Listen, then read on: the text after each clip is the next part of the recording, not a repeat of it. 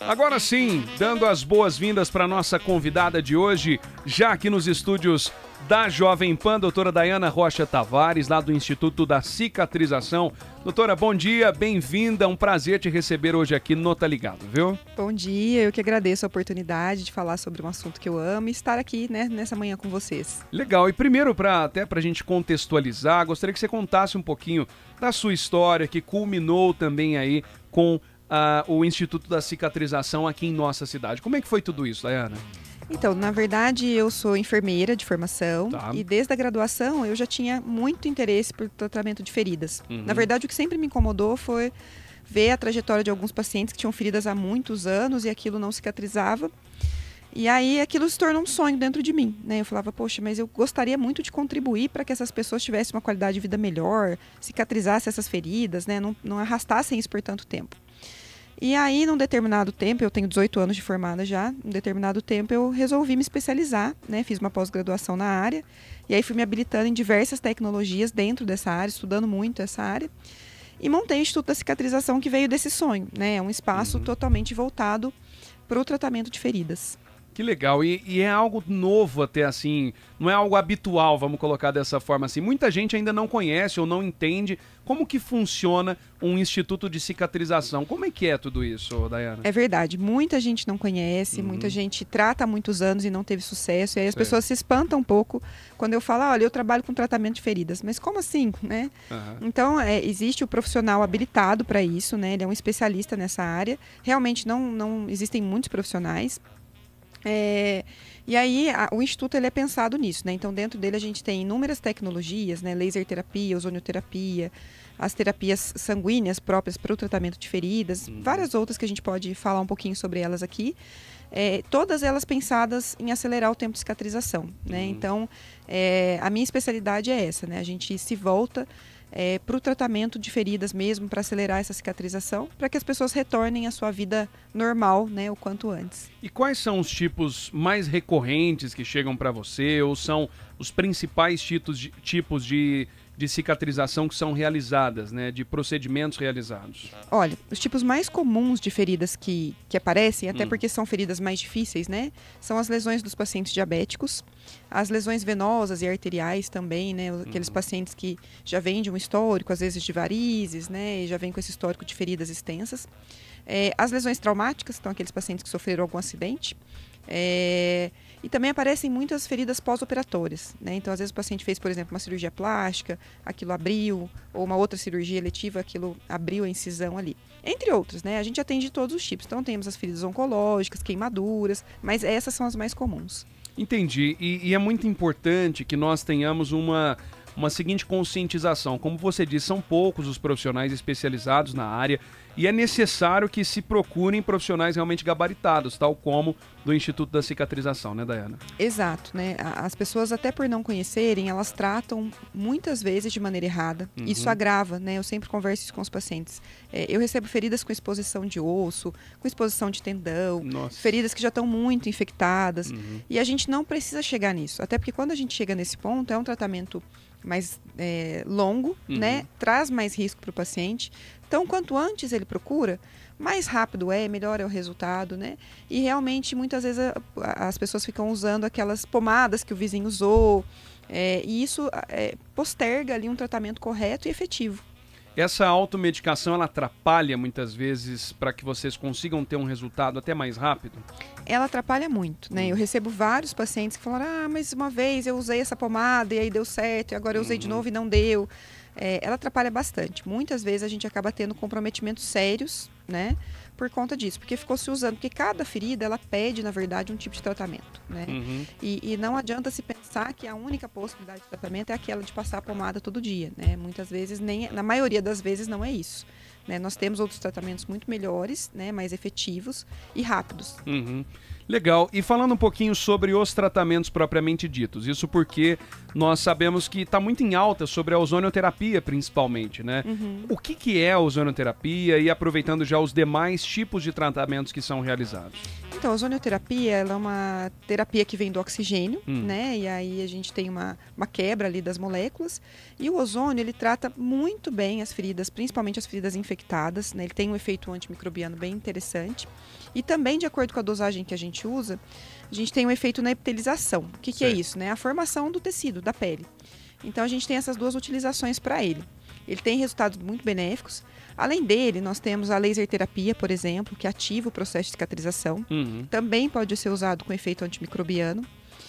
Tem uma terapia que eu amo, né, que a gente chama de PRF, que é a membrana de fibrina rica em plaquetas. E essa é uma tecnologia que a gente tira o sangue do paciente, faz uma centrifugação rápida, isso em consultório mesmo, pode ser feito em domicílio. E a gente aplica como se fosse um enxerto autólogo sobre aquela ferida. Né? Como se fosse um enxertinho ali, mas sem ser invasivo, né? Não é uma técnica invasiva, dolorosa. E ele vai liberar fatores de crescimento naquela ferida. Então, isso acelera muito o tempo de cicatrização. É uma técnica excelente, oferecida em poucos lugares e é uma técnica bastante moderna. Né? Nós temos também as terapias compressivas, que são necessárias a alguns tipos de feridas. Às vezes o paciente ele tem uma úlcera venosa, por exemplo, aquelas que vêm das varizes, e ele fala, nossa, eu tratei isso a vida inteira e não sarou. Ele nunca usou uma compressão, então ele não vai melhorar, né? Ele precisa comprimir. E aí nós temos outras, né, tecnologias, por exemplo, a descarga plantar, que é própria para os pacientes diabéticos, para que ele não pise sobre a ferida quando ela é no pé. Né? Então tem várias tecnologias aí para esses processos. E você entrou num tema muito importante, porque naturalmente se a pessoa ela já está até com uma ferida ali avançada, em casos mais graves, ela já sente muita dor, né? Esse tratamento, ele vai trazer dor também, em alguns casos, ou não? Ele traz alívio? Como que funciona? Olha, todos os tratamentos são pensados nesse alívio de dor. Né? Alguns pacientes, por exemplo, alguns pacientes diabéticos não têm a sensibilidade dolorosa, o que nos inspira muito cuidado, porque se ele machuca mais, ele também não percebe. Não percebe. Mas aquele paciente que chega no consultório com dor, eu sempre falo com eles, os primeiros passos são eliminar a dor, eliminar o quadro de infecção. Né? Esses são passos primordiais para a gente conseguir ter sucesso. E a gente hoje tem, inclusive, coberturas inteligentes, né, que elas ficam ali liberando analgésico na ferida. E isso alivia muito o processo doloroso que esses pacientes passam. E é legal também entender, porque em muitos casos, né, a gente sabe que a medicina ela avançou muito, mas existem ainda muitos procedimentos antigos que ainda são adotados em algumas situações. Os próprios curativos, se a gente for avaliar, eles podem prejudicar determinadas feridas, né, Dayana? Muito. Isso é bem legal da gente falar, porque ainda existe muitas concepções erradas. Por exemplo, lavar a ferida no banho. Né? Muita gente chega, porque eu lavo no banho. Isso agrava muito a ferida. Às vezes é um passo que a gente corrige ali e essa ferida já tem um poder muito melhor de recuperação. Então, esse é um fato. Usar aquelas pomadas, né, que a gente usa há muito tempo, na maioria das vezes o organismo já é resistente, né, a nossa microbiota já está resistente, elas não vão ter efeito. Existe uma série, usar chás na ferida, isso agrava também, porque isso pode levar a um processo de infecção importante. Então, realmente, existem muitas crendices aí em relação à ferida, que elas pioram e não nos ajudam em nada. E também entender, né, que tem que se respeitar um tratamento, né? Podem até haver algumas receitas milagrosas que, de forma instantânea, ali pode aliviar a dor, mas não vai curar, não vai realmente resolver a longo prazo, né? Sim, na verdade é a tendência, né? Se a gente não tiver na técnica correta, no tratamento correto, é isso piorar. Né? Não só a ferida, como o processo doloroso também, porque uma coisa acompanha a outra, né? Sei. Que coisa, é interessante a gente saber quão complexo é esse processo e quão importante é para nós entendermos. Eu acredito que lá no Instituto da Cicatrização vocês atendam de todas as idades, né? Mas principalmente as pessoas que estão nos ouvindo, de repente tem uma avó, algum avô, é um cuidado ainda maior devido à sensibilidade de pele e tudo mais. É um trabalho que vocês têm uma proximidade ainda maior, Dayana? O nosso maior público é um público idoso, né? A gente atende todas as faixas etárias, crianças às vezes, né? Tem trauma, aí cai, machuca, enfim, a gente atende também. Mas os idosos, eles inspiram muito esse cuidado da pele, né? Então existe o tratamento da ferida e existe um tratamento que a gente faz também preventivo, né? Aquele idoso que ele está acamado, então a gente precisa cuidar para que ele não tenha ferida, porque senão ele pode desenvolver. Às vezes ele tem a pele muito frágil, né? Então às vezes só da família segurar para ajudar, por exemplo, a levantar, locomover, fricção ali, né? Isso já abre uma lesão. Então a gente também consegue, através de algumas técnicas, melhorar essa qualidade e essa questão preventiva e ajudar essas famílias, né? E hoje, óbvio, o nome é Instituto da Cicatrização, mas a pessoa que porventura ela comece a perceber esse quesito, olha, meu pai, a minha mãe, o meu avó tá com a pele muito sensível, tá com algumas feridinhas, tem um nível que você indique, olha, a partir desse tal fator ou deste cenário que ele deve procurar o Instituto da Cicatrização. Como é que é? Na verdade, eu sempre converso isso. Quando a gente percebe, por exemplo, uma fragilidade na pele, não abriu a ferida. Esse é o melhor momento para procurar. Ah, é? É. Porque aí a gente consegue prevenir essa abertura. Né? A gente prevenir a lesão é muito mais rápido, né? Muito menos dispendioso em termos financeiros, é muito melhor, né? E não causa sofrimento. Então, o trabalho inicial é esse. Mas se você percebeu qualquer alteração na pele, abriu uma feridinha, ela é pequena, essa é a melhor fase, né, seguida dessa prevenção, né? Porque aí a gente já tem uma lesão de fato. Mas é melhor porque as intervenções são muito mais rápidas, muito mais efetivas. Você consegue regredir muito melhor esse quadro. Normalmente o que a gente atende lá são feridas bem complexas, né, que já estão num grau de complexidade maior. Mas o ideal não seria que elas chegassem a esse ponto mesmo. Porque às vezes a pessoa fica tratando e ela fica com uma esperança, né? Ela tá usando lá uma pomadinha e ela fica com aquela esperança, isso aqui vai resolver. Mas quando vê aquilo vai aumentando e perde-se o controle daquilo, né? E a gente entra num tema importante, que essa esperança, ela reflete ou afeta diretamente a própria saúde mental do paciente também, né? Porque a gente fica imaginando, né, pacientes que estão aí há 5, 10 anos com determinadas feridas e que não evolui o tratamento, né? Então isso reflete diretamente pessoas que não saem de casa ou não querem receber visitas devido a problemas como esse. Então eu acredito que vocês devem ter resultados muito bacanas nesse sentido também, né? Temos muitos resultados. Para quem desejar, na nossa página do Instagram tem alguns resultados lá. E a gente já atendeu casos, assim, pacientes com feridas de 40 anos, né? Então são pacientes que ficam muito marcados para nós, porque a gente vê que também esses casos têm cura. Nossa, né? 40 anos? 40 anos. Que então, coisa. eu tive um desses casos, foi um paciente que tinha uma lesão que é do tornozelo até quase o joelho, nas duas pernas. Nossa. E uma dor muito intensa, né? O paciente tinha um comprometimento vascular importante. E a gente se recorda, né, com muita gratidão da alta dessa paciente, porque realmente ela sofria muito, né? Ela tinha muitas dores, ela não saía porque aquela perna ficava escorrendo, né, o tempo todo aquela secreção, e ela tinha vergonha daquilo. E hoje, por exemplo, essa paciente está super bem, né? Ela vem até hoje na clínica, às vezes, nos visitar. E a gente vê que agora ela pode sair no Natal, viaja, passa. Então ela tomou a vida dela, né? Mas ela conviveu por 40 anos com essa situação. Que coisa, é interessante a gente saber, porque de repente as pessoas que estão nos ouvindo conhecem algum caso, ou tem algum caso na família e porventura pensem, tipo, olha, não tem o que fazer, mas independente, né? O principal é entender que o tratamento ele precisa ser analisado. E aí, até antes da gente fazer uma rápida pausa aqui, é um trabalho totalmente personalizado, né? É uma análise individual que é realizado caso a caso, paciente a paciente, né, Daiana? Exatamente. Cada paciente tem uma prescrição, uma condução, não tem um padrão para todos os pacientes. E isso é muito importante, porque e cada etapa do tratamento também pede um uso diferente de tecnologia. Né? Então a gente vai realmente pautando com o paciente qual a necessidade dele para aquele momento, qual é o próximo passo, quanto tempo. Então é dessa forma que a gente trabalha. Muito bem, que legal, gente. Você que chegou agora aqui no programa, você que chegou agora aqui no Tá Ligado Jovem Pan, estamos com a doutora Daiana, ela que é lá do Instituto da Cicatrização, e falando um pouquinho sobre todo esse trabalho realizado aqui em nossa pós-hospital. E dando continuidade à nossa entrevista de hoje, entrevistada a doutora Daiana, conosco lá do Instituto da Cicatrização, e trazendo para nós inúmeras curiosidades, pontos importantes para a gente poder citar. E, doutor, uma coisa muito importante também é o tratamento ele é realizado no Instituto, mas depende muito do paciente ou até dessa rede de apoio ao entorno do paciente para que existe uma evolução desse tratamento, né? A pessoa ela não fica instalada lá no instituto, ela vai para casa, depois ela volta, ela tem as sessões dela, né? Isso é muito necessário também para que exista um sucesso absoluto do tratamento, né?